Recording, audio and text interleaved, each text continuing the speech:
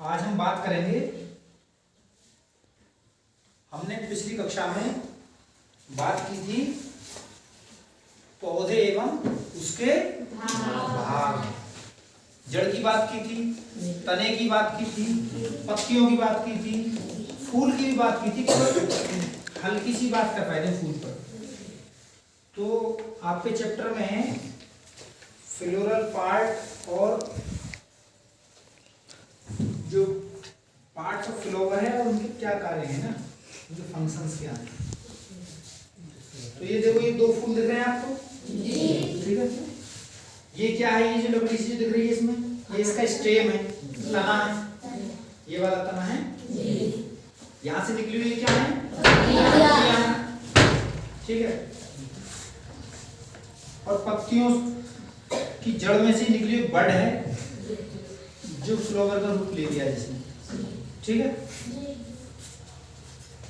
अब हम बात करेंगे फूल के कौन कौन से भाग होते हैं, फूल के कौन कौन से भाग होते हैं और उन भागों के क्या क्या कार्य हैं, ठीक है। फूल के कौन कौन से भाग होते हैं और उन भागों के क्या क्या कार्य हैं। जिस बच्चे की समझ में ना आए वो बेझिझक होकर पूछे आराम से, ठीक है।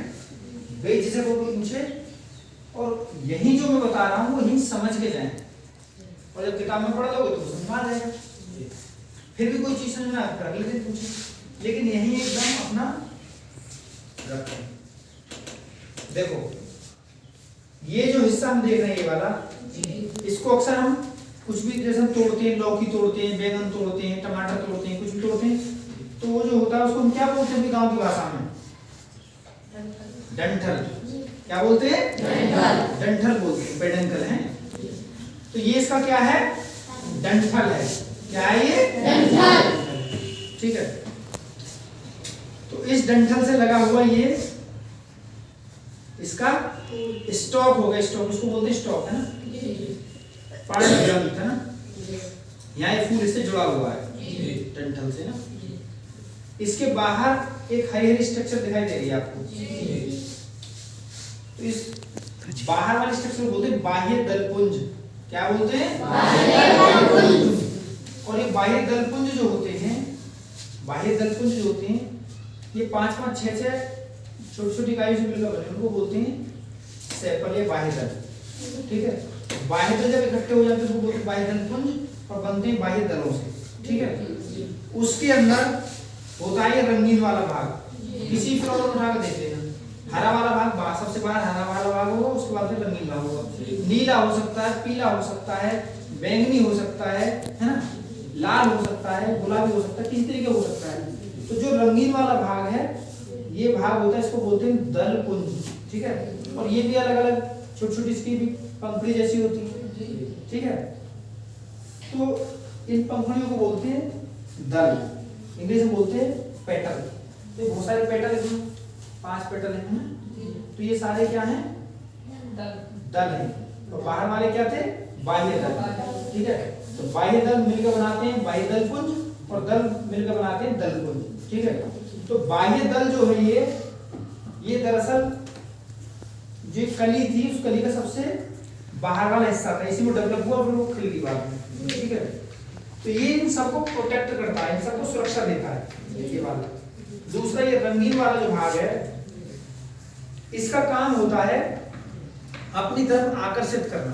क्या करना, अपनी तरफ आकर्षित करना। आकर्षित मतलब जो कीट होते हैं, मधुमक्खी होती हैं, तितली होती हैं और बहुत सारे कीड़े होते हैं, उनको जो शहद पीते हो उनको अपनी तरफ क्या करती है, आकर्षित करते हैं। अब रंगीन, देखो एक बात बताओ, जितने सफेद फूल होते हैं, जितने सफेद फूल होते हैं जिनमें कोई रंग नहीं होता, जो मतलब रंगीन फूल होते हैं, जैसे इसका होता है, आम का होता है, या जो मेहंदी का होता है, छोटे छोटे फूल होते हैं, ठीक है।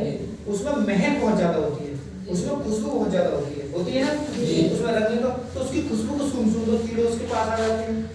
और जो फूल रंगीन होते हैं उसको देख देख कर अपने पास आ जाते हैं, समझ रहे हो कि नहीं। इसका काम होता है अट्रैक्शन का या आकर्षित करने का, ठीक है। अब इसके ऊपर आप एक ऐसे स्ट्रक्चर देख रहे होंगे, छोटे छोटे हैं, ये इसका है नर भाग, ये इस पौधे का नर भाग है, मेल पार्ट है, मेल रिप्रोडक्टिव पार्ट है। इसको बोलते हैं एंड्रोसियम इंग्लिश में, और हिंदी में बोलते हैं पुंकेसर। क्या बोलते हैं? पुंकेसर। और इन पुंकेसर पर आप देख रहे हैं ना, छोटे छोटे जो है घुंडीनुमा, एक मार्कर ले थोड़ा, घुंडीनुमा जैसे बने हुए हैं, ठीक है। इसको बोलते हैं पोलन सैक। क्या बोलते हैं? पोलन सैक या परागकोश, है ना, एंथर। जब हम इसको बड़ा करके देखेंगे तो ये ऐसे दिखाई दे रहा है, ऐसे दिख रहा है ना जी, ऐसे दिख रहा है, ऐसे दिख रहा है ना जी, ऐसे से लगा हुआ है, ऐसे ऐसे, ठीक है। ये ऐसे है, ये ऐसे है, ये ऐसे, ऐसे लगा है। जब इसको एक एक इसको उठा कर देखेंगे तो हमको ऐसे दिखाई देगा, ऐसे दिखाई देगा, यहाँ जुड़ा हुआ है नीचे, ठीक है। तो ये वाला जो इसको बोलते हैं एंथर, ठीक है। तो ये एंथर जो है इसमें बनते हैं पोलन ग्रेन, पोलन ग्रेन, ठीक है। हिंदी में बोलते हैं पराग कण, पराग कण, इनको बोलते हैं पराग कण।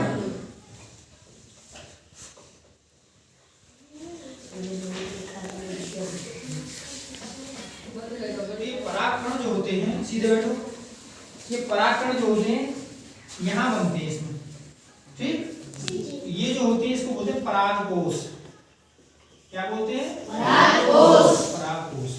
तो परागकोश जो है, कोश माने वो ऐसी जगह जहाँ परागकणों का निर्माण होता है, इसमें बनते हैं परागकण, परागकण इसमें बनते हैं। ये वाले जो है, ये देखो, आप इस गोल को ऐसे टच करके देखोगे तो आपका हाथ खुरदुरा खुरदुरा आएगा।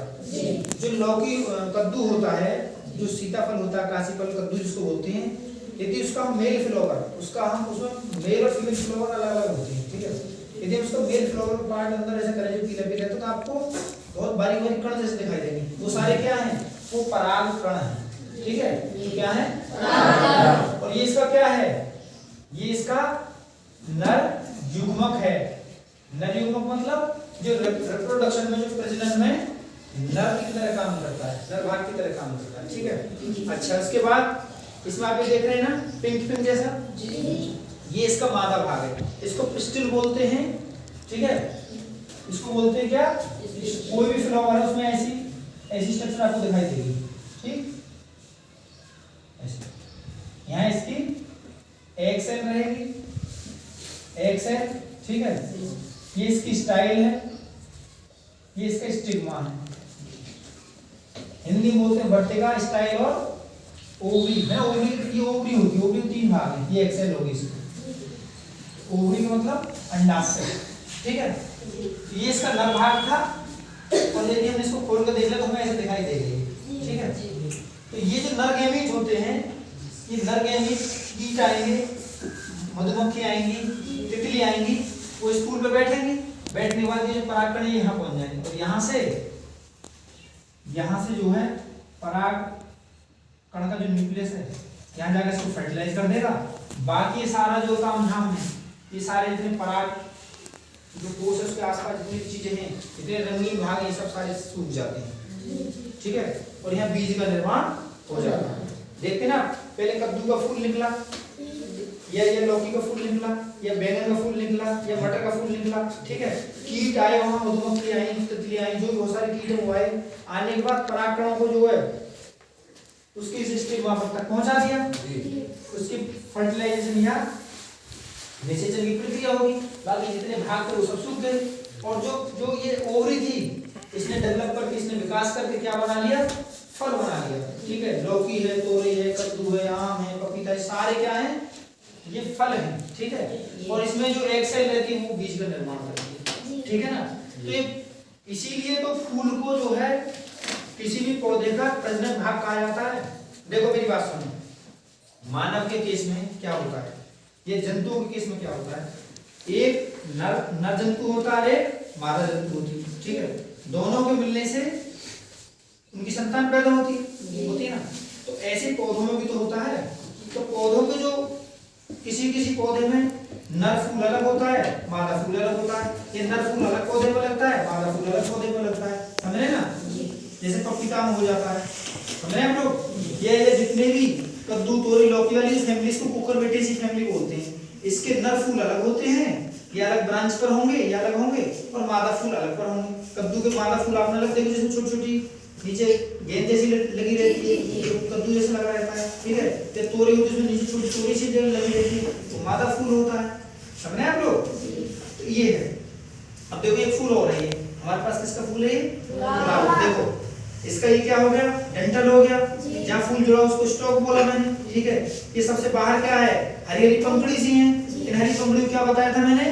बाह्य दल, है ना? और बाह्य दल बहुत सारे, जो इन दोनों ने एक चक्र बना लिया, इसको बोले बाह्य दल पुंज, कई संख्या में। उसके बाद रंगीन वाला भाग, इसको क्या कहा हमने? दल। क्या कहा? दल। बहुत सारे, तो इन्होंने पुंज जैसा बना लिया, वेक्टर जैसा बना लिया, तो इसको क्या बोलेंगे? दल पुंज, ठीक है? जब हम इसको अंदर से देखेंगे तो हमको इसमें क्या दिखाई देगा? हमको इसमें ये नर भाग दिखाई देगा, ठीक है? बहुत सारे नर भाग इसमें दिखाई दे रहे हैं, बहुत सारे पुंकेसर इसमें दिखाई दे रहे हैं। देखो कैसे दिखाई दे रहे हैं, मैंने ये बताया था ना। तो देखो यदि हम उसको खोल कर देखें तो हमको ऐसा दिखाई दे रहे हैं, समझ रहे हैं आप लोग भाई? ऐसे दिखाई दे रहे हैं, ऐसे। यदि हम इसको बड़ा करके देखें तो इस पर क्या बनता है? इस पर बनते हैं पराग कण। परागकोश अंदर वाले स्ट्रक्चर से बनते हैं पराग कण, ठीक है? और इसके जब इसको और थोड़ा देखेंगे तो इसमें हमें वही इसका मादा भाग दिखाई दे जाएगा, ये वाला ओवरी है, दिखाई दे जाएगा। ये क्या है? इसकी स्टिग्मा है, ये इसकी स्टाइल है, और ये इसकी एक्सेल है, ठीक है? तो हर फूल का यही फंडा है। नर भाग रहेगा तो ऐसा रहेगा, मादा रहेगा तो ऐसा रहेगा। मेरी बात समझ में आई? अब देखो मेरी बात सुनो। अब मैं आपको थोड़ा सा डायग्राम के थ्रू समझाता हूँ। कैसे समझाता हूँ? देखो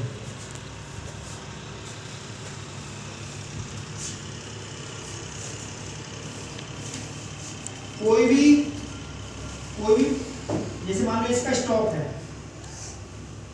इसका स्टॉक डंठल है ना, डंठल। यहाँ सबसे बाहर क्या मिलेगा? यहाँ हरा हरा हिस्सा। कैसा मिलेगा? हरा हरा, ठीक है? तो उसके बाद रंगीन मिलेगा ना, बाकी इसके रंगीन हिस्से रहेंगे, है ना? इसके बाद यहाँ आपको एक चीज दिखाई देगी, ऐसे किसी फूल को उठा के देखिए आप, ठीक है? समझ लो, ठीक है? इसके बाद ये यहाँ इसके